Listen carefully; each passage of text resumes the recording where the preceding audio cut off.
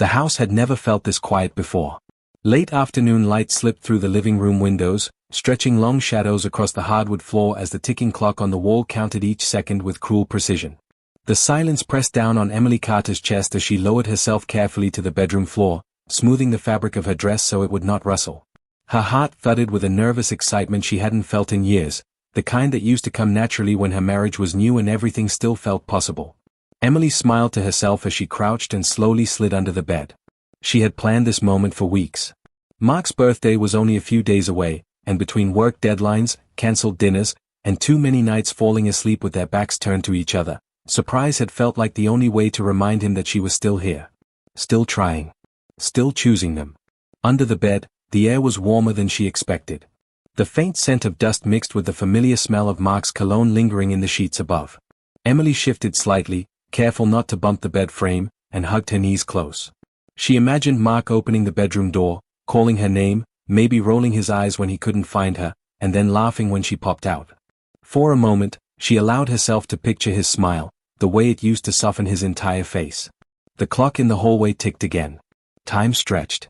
Emily checked her phone, its screen dimmed to the lowest setting. Mark's text from earlier still sat unread at the top of her messages. Running late. Be home soon. She'd replied with a simple okay, resisting the urge to give anything away. A few more minutes, she told herself. Just a few more. Then she heard the front door open. Emily's breath caught. Footsteps echoed through the house, heavier than usual, followed by the low murmur of voices. Not just one voice. Her body went rigid as her pulse spiked, every sense sharpening in an instant. She strained to listen, the words just out of reach as the voices moved closer down the hallway. Mark's voice was unmistakable. But the other voice was not one she recognized. Emily's excitement drained, replaced by a creeping unease that slid coldly down her spine. She pressed her hand over her mouth, as if that alone could stop the sudden, uneven rhythm of her breathing. The bedroom door opened. Light spilled across the floor, stopping inches from where Emily hid. She squeezed her eyes shut, then forced them open again, staring at the familiar scuffed legs of the bed as two pairs of shoes stepped into the room. Mark's shoes. And heels. Emily's chest tightened painfully. Her thoughts raced, each one worse than the last, yet her body refused to move. She remained frozen, her mind screaming while her muscles stayed locked in place. Above her, Mark sighed. I told you, this is a bad idea, he said quietly. The woman laughed softly, a sound that made Emily's stomach twist. You've been saying that for weeks. And yet here we are. Emily felt her heart shatter just a little at the casualness of it. Weeks. The word echoed in her head, growing louder with each passing second. Mark didn't answer right away. Emily heard the rustle of fabric, the soft thud of something being set down on the dresser. Her nails dug into her palms as she tried to piece together what was happening, her imagination filling in every terrible gap. You said she wouldn't be home, the woman continued, her tone shifting to something sharper. If she walks in. She won't, Mark cut in, though his voice lacked its usual confidence. She's out. She won't be back until later. Emily's throat burned as tears welled in her eyes. Out. The word felt like a slap. She had never felt more present, more painfully aware of every breath, every heartbeat, and yet to him, she was already gone. The bed creaked as someone sat down. Emily flinched, pressing herself flatter against the floor. She could see the woman's shoes now, elegant and unfamiliar, angled toward Mark. Her vision blurred, but she forced herself to keep watching, as if looking away would somehow make this worse. You didn't have to bring me here, the woman said. We could have talked anywhere else. Mark exhaled slowly. No. It had to be here. Emily's confusion cut through her heartbreak, sharp and unexpected. Had to be here didn't sound like secrecy. It sounded deliberate. Mark, the woman said, lowering her voice. If we do this, there's no going back. Emily's breath hitched. Do this. The words twisted in her chest, heavy with meaning she wasn't sure she wanted to understand. I know, Mark replied. That's why I needed you to see it. To understand what's at stake. Emily's brow furrowed, her tears pausing mid-fall. This wasn't the conversation she expected. There was no flirting, no whispered affection. The tension in the room felt different, thicker, like the moment before a storm breaks. The woman stood, her heels clicking softly against the floor. You still haven't told her, have you? Mark didn't answer. The silence stretched so long that Emily's pulse began to pound in her ears. Told her what? You can't keep doing this, the woman pressed. She deserves to know. Emily's heart hammered violently now, hope and dread tangling together in a way that made her dizzy. Part of her wanted to scream, to burst out from under the bed and demand answers. Another part was terrified of what those answers might be.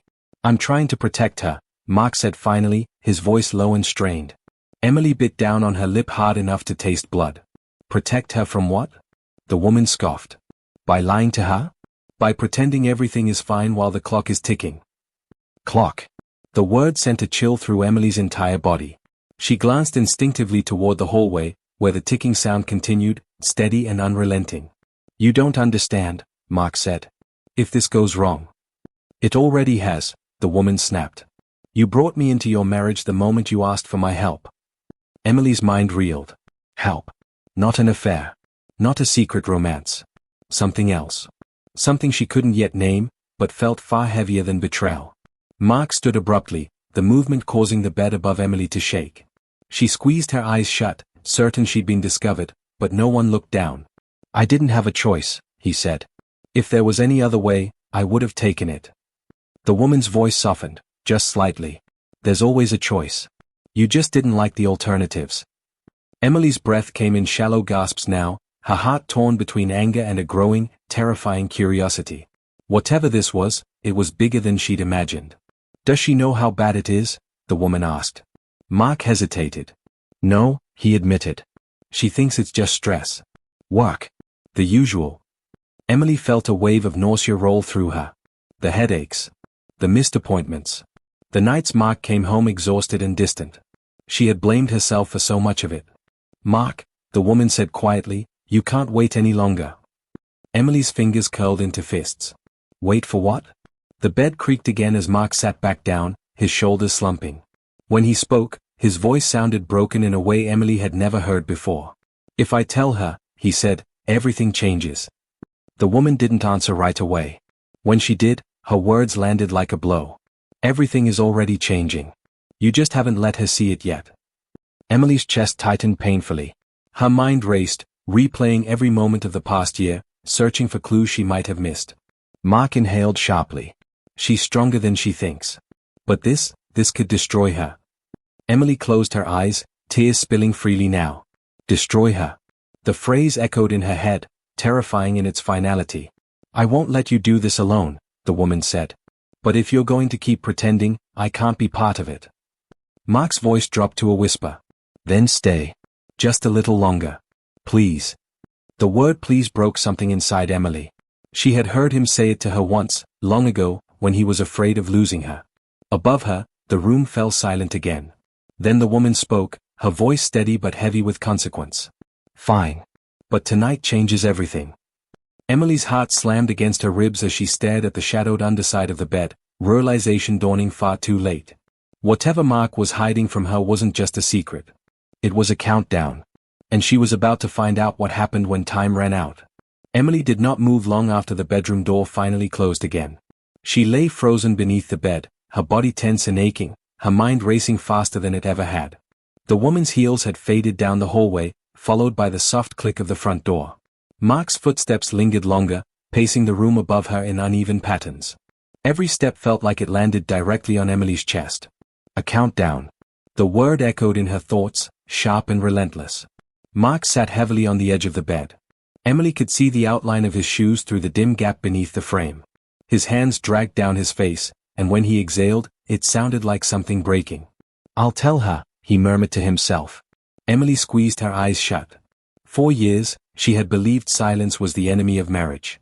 That if she just spoke up more, asked the right questions, things would improve.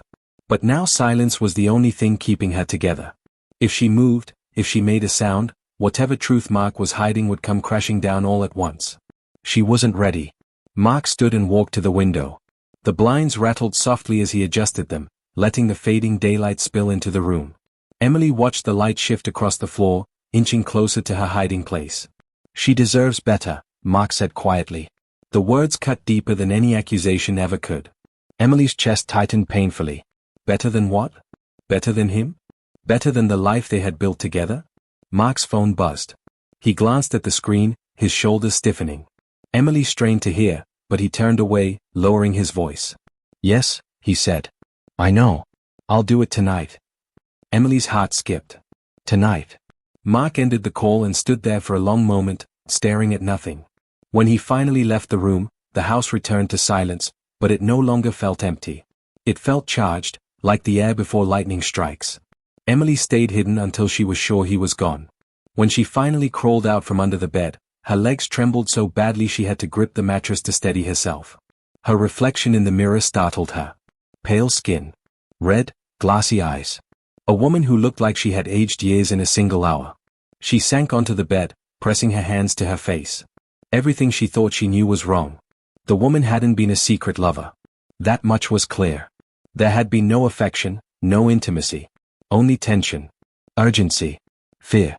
And whatever it was, Mark had planned to tell her tonight. Emily stood abruptly. She could confront him now. Demand answers. Force the truth out before he had time to prepare his words. The thought tempted her, burning hot and reckless. But something stopped her. Mark had said he was trying to protect her.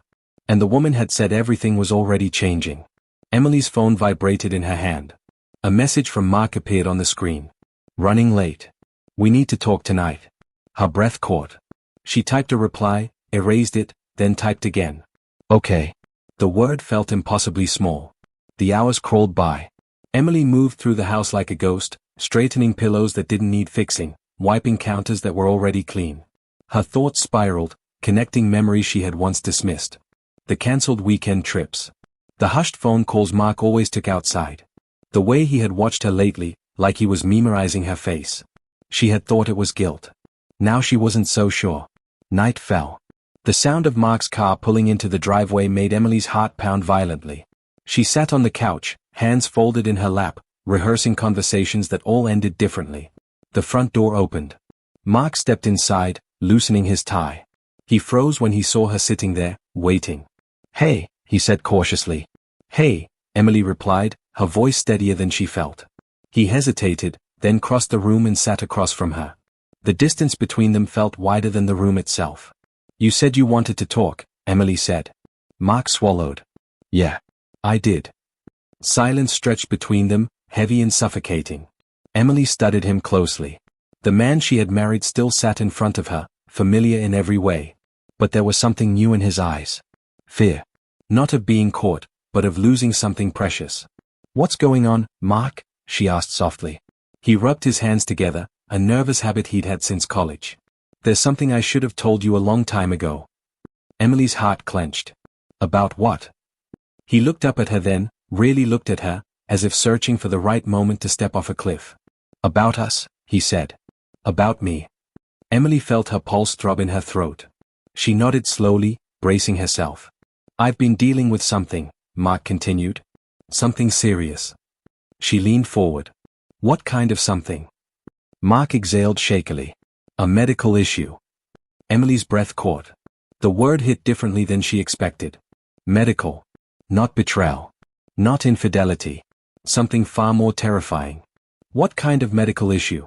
She asked, her voice barely above a whisper. Mark looked away.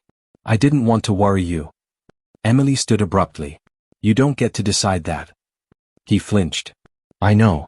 I needed time. Time. The countdown. Emily's mind raced. Is that why you've been distant? The headaches? The missed appointments? Mark's jaw tightened. You noticed. How could I not? She snapped, then softened when she saw his expression crumble. Mark, you're scaring me. He stood and began pacing, the same way he had earlier in the bedroom. I didn't want to tell you until I was sure. Until I had all the information. And now? Emily pressed. Mark stopped in front of her. His eyes were glossy, his voice unsteady. Now I don't have that luxury. Emily felt the room tilt. What does that mean? She asked. Mark opened his mouth, then closed it again, as if the words refused to come out. He turned away, gripping the back of a chair. There's a specialist, he said finally. That woman you saw, she's a consultant. She helps families prepare. Emily's stomach dropped. Prepare for what? She whispered.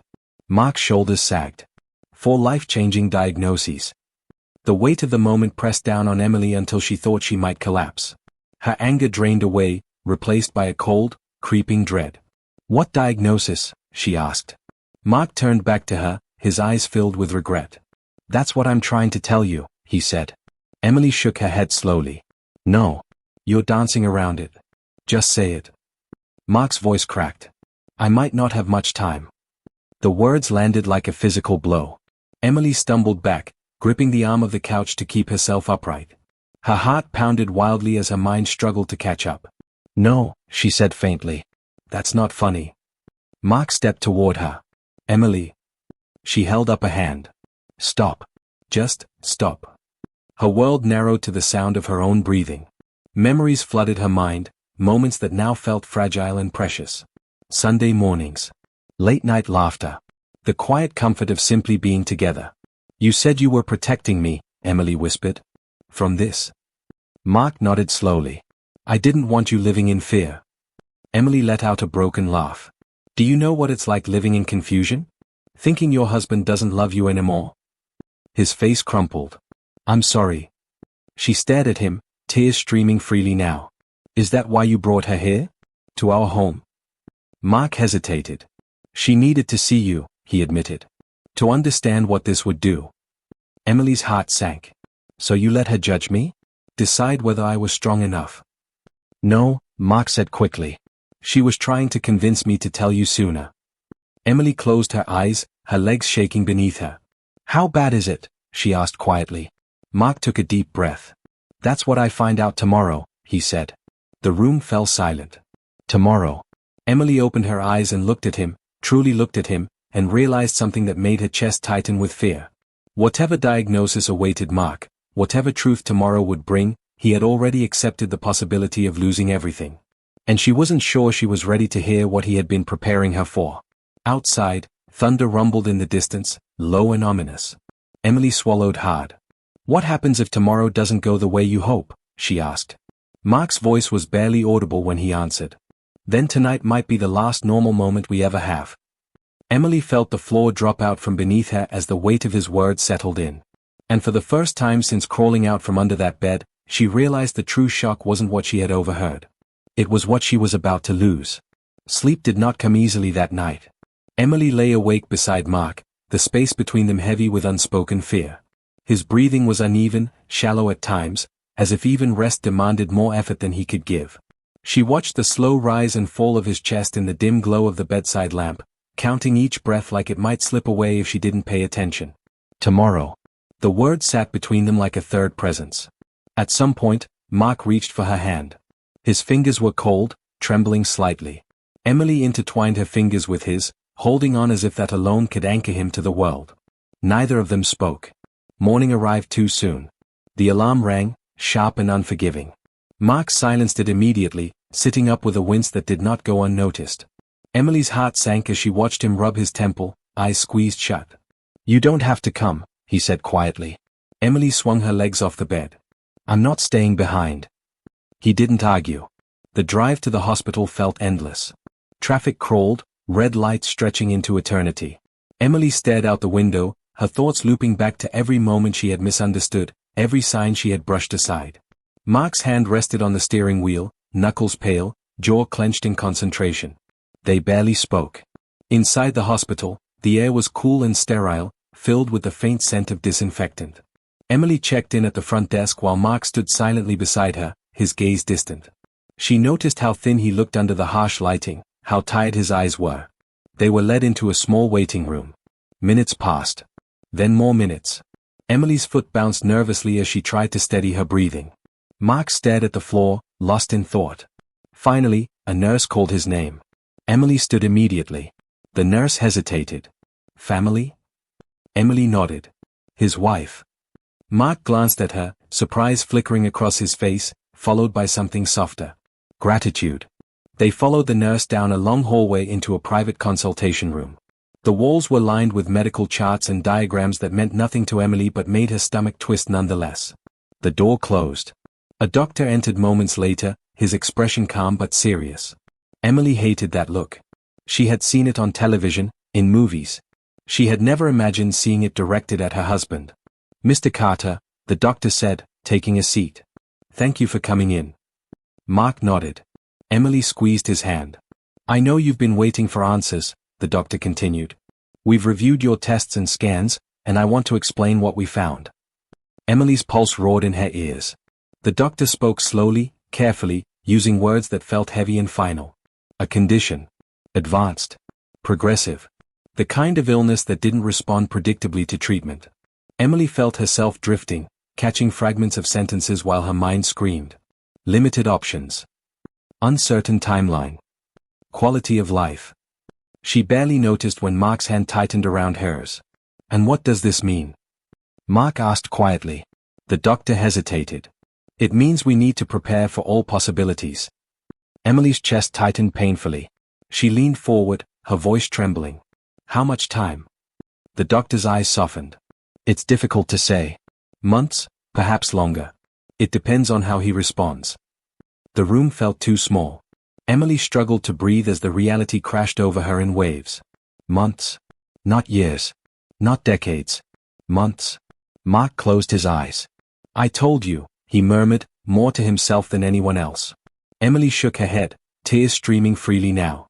There has to be something. A trial. Another opinion. There are experimental treatments, the doctor said gently. But they carry risks. And no guarantees. Mark exhaled slowly. I don't want to spend whatever time I have left chasing false hope. Emily stared at him. So you're just giving up? He looked at her then, really looked at her, and she saw the fear beneath his calm. I'm trying to choose wisely.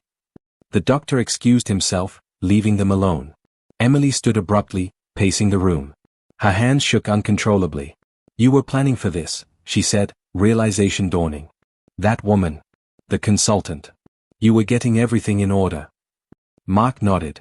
I didn't want you blindsided. You blindsided me anyway, Emily snapped, then immediately regretted it. She stopped pacing and turned back to him. I'm sorry. Mark reached for her. I was afraid. Emily collapsed into the chair beside him, pressing her forehead to his shoulder. So was I. I just didn't know why. They sat there in silence, grief settling between them like a thick fog. On the drive home, Emily barely noticed the world outside. Her thoughts spiraled around one terrifying question. How did she say goodbye to someone who was still alive? That afternoon, the house felt different. Every room seemed louder, fuller of memories. Emily moved through the space slowly, touching familiar objects as if seeing them for the first time. Mark sat at the kitchen table, papers spread out before him. What are those? Emily asked. Plans, he replied. Legal stuff. Finances. Emily's chest tightened. Already? Mark met her gaze. I don't want to leave you with chaos. She swallowed hard. You're not leaving yet.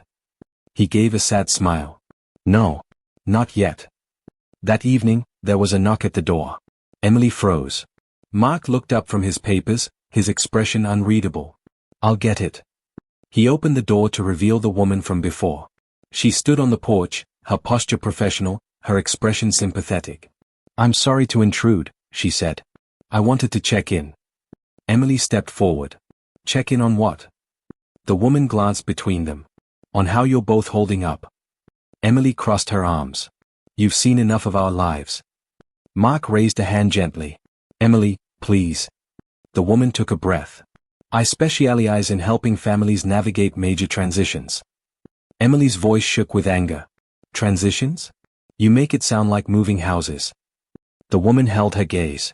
I make it sound survivable. Emily faltered. Mark spoke quietly. She's here to help us plan the next steps. Emily laughed bitterly. Next steps toward what? Toward making the most of what time we have, the woman replied softly. Emily turned away, her emotions warring inside her. She wanted to scream, to throw the woman out, to pretend none of this was real. But she also knew Mark needed this support. That night, Emily stood alone in the bedroom, staring at the bed. She remembered hiding beneath it, her heart racing with the fear of betrayal. Now she wished that fear had been true. Because this pain was far worse. Mark joined her, wrapping his arms around her from behind. I never wanted to hurt you. Emily leaned into him, tears sliding down her cheeks. I know. He kissed her hair. There's something else you need to know. Her heart skipped. What? Mark hesitated. The doctor called earlier. There was something in my results they hadn't explained yet. Emily turned to face him, dread flooding her veins. What kind of something? Mark swallowed hard. They found something unexpected. Emily's mind raced. Another complication. Another possibility, he said. Something that changes everything. Her breath caught. Changes how? Mark's voice trembled. They might have been wrong. Emily stared at him, hope and fear colliding violently in her chest. Wrong about what? She whispered. Mark took her hands, his grip tight. About how much time I have, he said. Emily's heart pounded as the implications crashed over her. More time. Or less. She searched his face for answers, but his expression was guarded, uncertain. What does that mean? She asked. Mark shook his head slowly. I don't know yet. Outside, rain began to fall, tapping softly against the windows like a ticking clock counting down. Emily squeezed his hands. So what happens now? Mark's eyes locked onto hers, filled with fear and fragile hope. Now, he said quietly, we wait for the call that tells us whether everything we're preparing for is even real. Emily's breath hitched as the weight of his words settled in. Because if the diagnosis was wrong, then everything she had just accepted would unravel. And if it wasn't? Tomorrow would bring a truth neither of them could escape. The call came just after sunrise. Emily was already awake, sitting at the kitchen table with a mug of untouched coffee growing cold between her hands. She had not slept. Every sound in the house had felt amplified through the night, every breath Mark took beside her a reminder of how fragile everything suddenly was.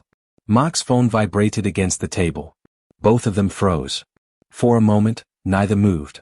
The phone buzzed again, insistent, unavoidable. Mark reached for it slowly, as if answering too quickly might shatter whatever fragile hope still existed. Hello, he said quietly. Emily watched his face as he listened. Every muscle in her body tensed, searching his expression for meaning.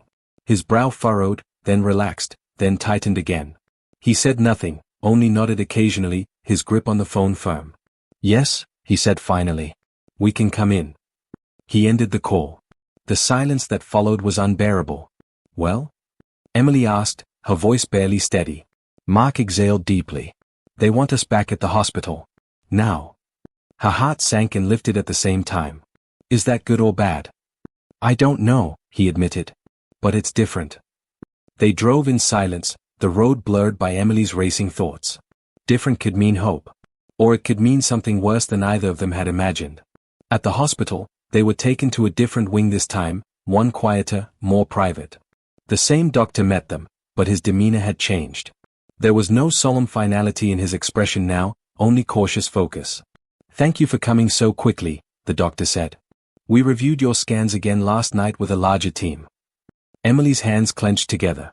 And? The doctor folded his hands. There were irregularities in the initial interpretation. Mark leaned forward. Irregularities how? The doctor chose his words carefully. Your condition is real. That hasn't changed.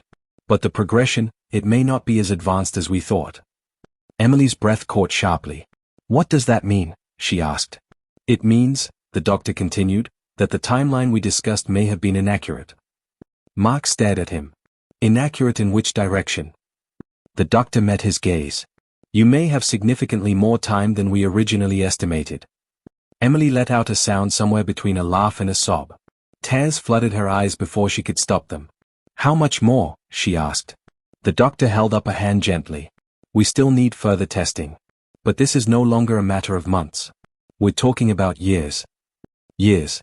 The word echoed in Emily's mind, bright and overwhelming. She pressed a hand to her mouth, her shoulders shaking as relief crashed over her in waves. Mark closed his eyes, emotion washing across his face. He laughed softly, almost disbelieving, then covered his face with his hands. I told you something changed, he whispered. The doctor smiled faintly. There are treatment options now that make sense. Aggressive ones. Manageable ones. Emily reached for Mark, gripping his arm. So this isn't goodbye. No, the doctor said firmly. This is a beginning of a different chapter. When they stepped outside, the world looked sharper, brighter, louder. Emily inhaled deeply, as if breathing for the first time in weeks. Mark turned to her, his eyes shining. I almost planned my whole life around dying. Emily wrapped her arms around him tightly. And I almost planned my whole life around losing you. They held each other for a long time, ignoring the world around them. Back home, the house no longer felt heavy. Sunlight poured through the windows, illuminating everything Emily had once seen as evidence of loss. Now it felt like proof of life. Mark gathered the papers from the kitchen table and slowly placed them into a drawer. "I don't need these right now," he said. Emily nodded. "One step at a time." That afternoon, there was another knock at the door. Emily stiffened instinctively, then relaxed as Mark squeezed her hand. The woman stood on the porch again, her expression carefully neutral. "I heard there was an update." Mark nodded. There was. Her eyes searched his face. "And?" "More time," he said simply. She smiled, genuine relief softening her features. "I'm glad." Emily studied her carefully. Not with anger this time, but with clarity. "I owe you an apology," Emily said quietly, "for assuming the worst." The woman shook her head. "Fear makes everyone assume the worst." Emily took a breath. "But there's something I need to say." The woman nodded. "Of course." Emily met her gaze steadily. "We'll handle this together. As a family. We don't need outside planning right now." The woman understood immediately. "If that changes, you know how to reach me." She left without another word. That evening, Emily and Mark sat on the bedroom floor, backs against the bed. The same bed that had hidden Emily's fear, her heartbreak, her misunderstanding. "I was under there," Emily said suddenly. Mark frowned. "Under where?" "Under the bed," she admitted. "That day." Realization dawned across his face. "You heard everything." Emily nodded. "Enough." Mark's face filled with guilt. "I never meant." "I know," Emily said gently. "But it made me realize something." "What?" he asked. "That silence is just as dangerous as bad news." Mark took her hand. "I promise. No more hiding." She squeezed his fingers. "No more hiding." They sat there, grounded in the moment, aware that nothing was guaranteed, but everything was possible again. Later that night, Emily lay awake beside Mark, listening to his steady breathing. Fear still existed, but it no longer ruled her. What had begun as a plan for a surprise had become the moment her life cracked open. Not because of betrayal, but because of truth. And this time, truth had brought them back to each other. The clock ticked softly in the hallway. But now, it no longer sounded like a countdown. It sounded like time.